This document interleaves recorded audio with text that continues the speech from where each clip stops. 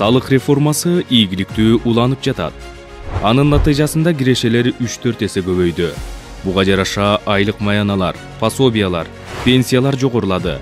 Жүздөгөн мектептер, маданият жана спорт имараттары курулуп, аскердик жана атайын техникалар, автобустар жана башкалар сатылып алынууда. Ачыгын айтыш керек, мурда мындай көлөмдө техникалар алынып, жолдор, имараттар курулган эмес.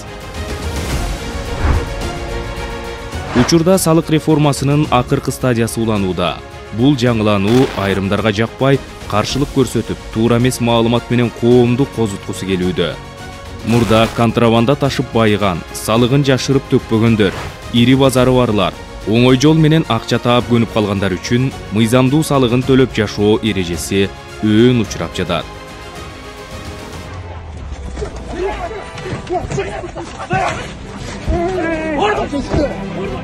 Бийлик ОПГ, коррупция жана жат көрүнүштөр менен аеосуз күрөш жүргүзүүдө. Жетекчилер реформалардын арты менен миңдеген душмандарды дагы чогултту. Өмүрүн тобокелге салышып, элдин жаркын келечеги үчүн жан үрөп, түн уйкусун кечип, тыным албай иштеп жатышат.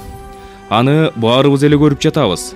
Президент бир күн чет өлкөдө, эртеси келип курулган имараттарды ача калып, кайра эле эл аралап, күтүүсүз текшерүүлөрдү уюштуруп, жаны деле тынган жок.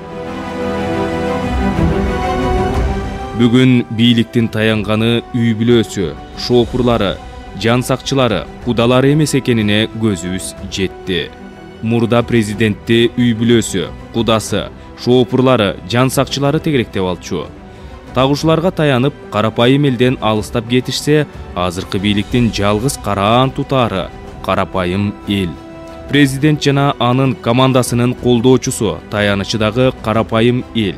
Мына биз 30 жылдан бери ырыскыбызды тонотуп, талатып олтурган ар бирибиз бүгүнкү бийликтин командасы экенибизди эстен чыгарбайлы. Иштеген адамда катачылык болот, идеалдуу эч нерсе жок. Иштебей олтургандар гана ката кетирбейт, жылыш жасабайт. Андайларды дагы көргөнбүз. Бул бийликтин ар бир кылган эле укмуш дебейм, балким катачылыктары бар, бирок негизинен муз ордунан козголду. Көзгө көрүнүктүү иштер аткарылып жатат. Айрым кемчиликтер эртең оңолот, системага коюлат.